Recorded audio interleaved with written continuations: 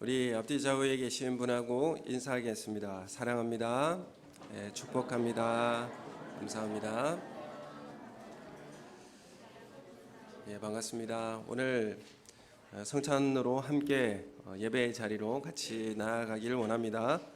오늘 말씀에 보면 예수님은 죽으시고 또한 부활하셨습니다.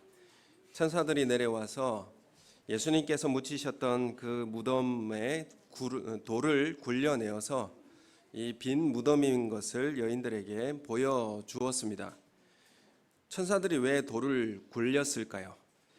예수님께서 부활하셔서 돌문을 열어주지 않으셔도 예수님은 나오실 수 있었습니다. 그런데 왜 천사들이 돌문을 열었을까? 그것은 예수님이 나오게 하시기 위함이 아니라 빈 무덤이라는 것을 보여주기 위함이었습니다. 그래서 그 무덤이 빈 무덤이라는 것을 보게 되었고 예수님께서 부활하셨음을 그들은 확인하게 되었고 그 부활의 증인이 되었습니다. 그래서 부활의 증인인 우리는 이 땅에 이 증인의 공동체로 살아가게 되는 것입니다. 예수님께서 십자가에 죽으시고 부활하셨다라고 하는 이 증인의 공동체, 그게 바로 우리 교회의 모습이 되는 것입니다. 오늘 우리에게 예수님이 잡히시던 날 그 밤에 제자들에게 예수님께서 하신 말씀이 있었습니다. 예수님이 죽으시고 부활하시기 그 전 잡히시기 전날 밤에 만찬을 함께 하셨죠. 마지막 만찬을 하셨는데 그때에 식사를 하시면서 나중에 갈릴리에서 다시 보자 이렇게 말씀하셨어요. 갈릴리에서 나와 함께 다시 보자 이렇게 예수님께서 말씀하셨는데 그래서 제자들이 예수님을 떠날 것을 예수님이 미리 아셨고 그리고 고향으로 뿔뿔이 흩어질 것도 예수님 알고 계셨습니다. 그렇지만 예수님은 내가 다시 살아날 터인데 갈릴리에서 다시 만나도록 하자라고 예수님 당부하신 것이죠. 예수님은 십자가에 죽으시고 원수들이 보란 듯이 부활하셨습니다. 그리고 승천하시기 직전에 제자들에게 말씀하십니다. 하늘과 땅의 모든 권세를 내게 주셨으니 모든 권세가 나에게 하나님께서 아버지 하나님께서 나에게 주셨다. 이제 예수님은 온 우주의 통치와 권세를 예수님의 이름 앞에 굴복하고 그의 영향력이 미치지 않는 곳이 없게 되는 것입니다. 그리고 모든 심판권도 바로 예수님께서 받으셨습니다. 그리고 다시 오시는 그날에 예수님은 이 심판권을 가지고 오실 것입니다. 그래서 이 심판권, 통치권, 이 모든 권세를 예수님께서 이 고난 받으시고 죽으시고 부활하심으로 이 영광에 이르셔서 이러한 권세를 받으신 것입니다. 지금 이 상황에서 예수님은 이 권세와 이 모든 통치권과 심판권 이런 것들을 다 가지시고 예수님은 다시 살아나셔서 어디를 가셔야 하는가?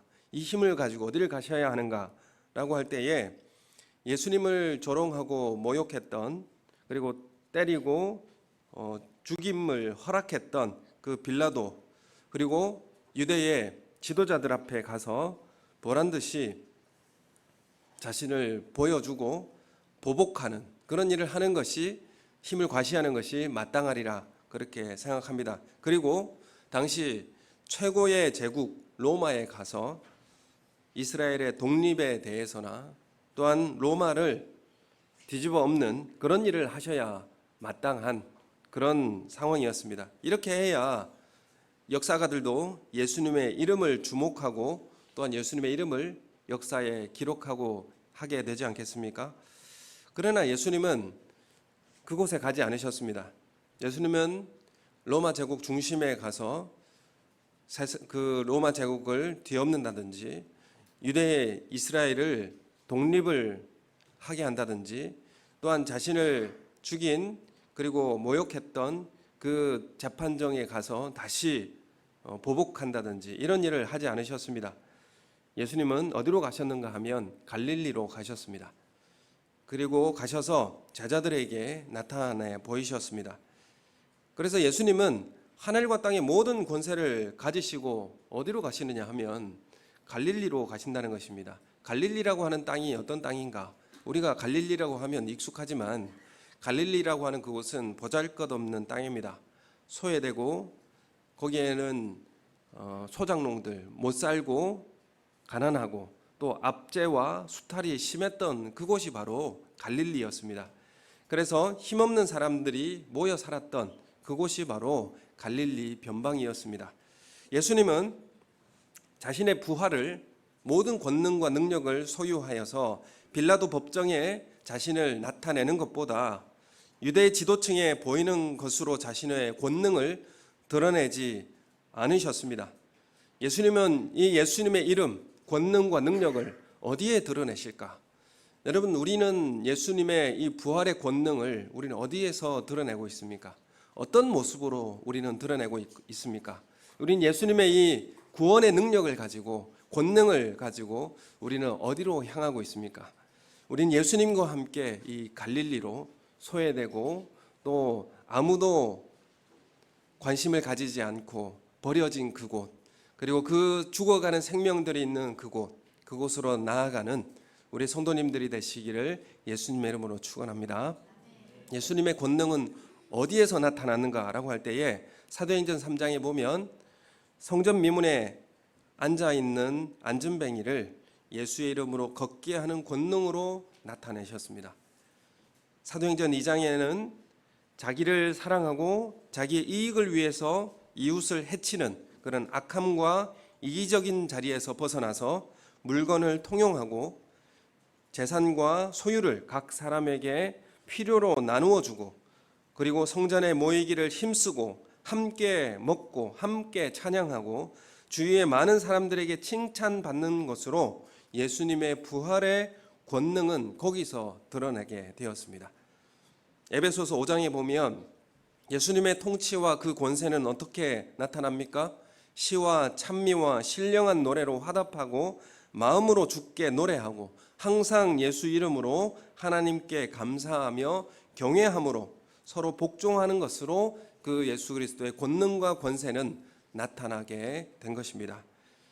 또한 예수 그리스도의 권능과 권세는 어떻게 나타나는가? 계시록 11장 3절에 보면 두 증인이 나옵니다. 내가 나의 두 증인에게 권세를 주리니라고 이렇게 시작하게 되는데 엄청난 능력을 가진 두 증인이 등장합니다. 이들이 어떤 능력을 가졌냐면 구약에 강력한 능력으로 적을 무찌른 모세와 엘리야를 섞어 놓는 것 같은 놀라운 능력을 가진 두 증인이 등장합니다. 그런데 이런 놀라운 능력을 소유한 증인이 소돔과 애굽과 같은 그곳에서 복음을 전하다가 힘없이 죽습니다. 원수를 밟아 죽일 수 있는 능력이 권세가 있지만은 그 힘을 가지고 원수를 짓밟고 복수하는 데 쓰지 않고 주님이 걸어가신 십자가의 길을 그리고 그 죽음의 길을 묵묵히 걸어가는 데 쓰고 있는 것입니다. 그리고 3일 반 후에 하나님께로부터 생기가 그들에게 들어가 그들은 부활하게 됩니다. 우리가 예수 그리스도의 부활의 능력을 소유한 자들은 어떻게 살아가야 할 것인가 라는 것을 어디에서 이것이 나타나야 할 것인가 라는 것을 우리에게 가르쳐주고 있습니다. 많은 사람들이 이 계시록 11장에 나오는 이 두 증인이 소돔과 애굽과 같은 그곳에서 죽게 되었고 하나님의 생기가 그들을 다시 부활하게 하였는데 이 일을 보고 크게 두려워하는 일이 벌어지게 됩니다. 힘을 모으고 과시하고 휘두르는 것이 아니라 주님이 주신 은혜로 죽는 것이 우리가 예수 믿는 그리고 예수의 권세를 가진 사람들이 나타내어 보여주는 힘입니다. 그래서 우리가 예수 그리스도의 능력을 우리가 가졌다라고 한다면 우리는 죽는 은혜로 살아가는 것입니다. 날마다 자아를 꺾고 내 고집을 꺾고 묵묵히 용납하고 살아내는 것, 이것이 바로 십자가의 길입니다. 그래서 예수님께서 갈릴리로 가자 이렇게 말씀하시는 것입니다. 우리는 죽을 때 놀라운 능력이 나타나게 됩니다. 그래서 계시록 11장에도 보면 이 두 증인이 엄청난 능력과 하늘의 권세를 가졌지만은 소돔과 애굽과 같은 그런 거리에서 그냥 맥없이 죽습니다. 그러나 그들을 살리신 이는 하나님이십니다. 그들에게 3일 반 후에 부활의 능력으로 그들을 살리시는 것입니다. 대조적으로 사탄의 휘하인 짐승이 있습니다. 이 짐승들은 어떻게 살아가느냐 하면 죽은 척합니다. 죽은 척하다가 다시 살아납니다.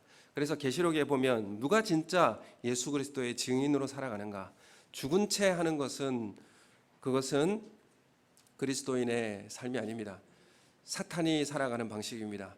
위선적이고 가짜로 죽는 것이죠. 그러나 그리스도의 온전한 증인은 실제로 그곳에서 죽는 것입니다. 예수 그리스도를 따라서 십자가에 죽는 것입니다. 그리고 그 하늘의 땅과 모든 권세를 가지신 예수님께서 어디를 가게 하시는가? 갈릴리로 가게 하시는 것입니다. 우리는 하늘과 땅의 모든 권세를 가지고 로마로 가셔서 세계를 통치하지 않으시고 갈릴리로 가신 것은 그 제자들을 통해 많은 백성이 예수의 권세의 통치 아래 죄와 사망에서 벗어나서 새하늘과 새 땅의 백성으로 초대를 받게 하는 교회를 세우고자 하신 것입니다. 교회를 세우고 또 교회를 통하여서 많은 생명이 주님 앞에 돌아올 수 있도록 그 길을 열어주기 위하여서 교회를 세우는 일, 그것이 바로 갈릴리로 가는 길이었습니다. 교회를 통해서 예수님의 통치는, 예수님의 권능은 이렇게 드러나야 하는 것입니다. 갈릴리로 가시는 것은 힘을 과시하려는 것이 중요한 것이 아니라 교회를 통해서 하나님 나라를 세우는 것이 훨씬 중요한 일이라는 사실을 인식하고 가게 되는 것입니다.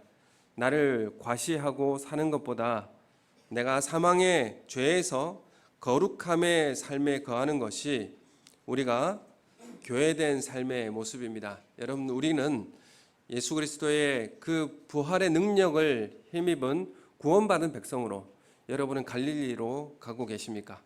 여러분, 소외되고 생명을 얻지 못하는 그곳으로 여러분은 가고 계십니까? 아니면 나를 위하여서 높여주고 또 내가 힘 있는 사람에게 내가 기대어서 그 사람을 통하여서 나도 힘을 얻기 위해서 그 자리에 가고 있지는 않는가?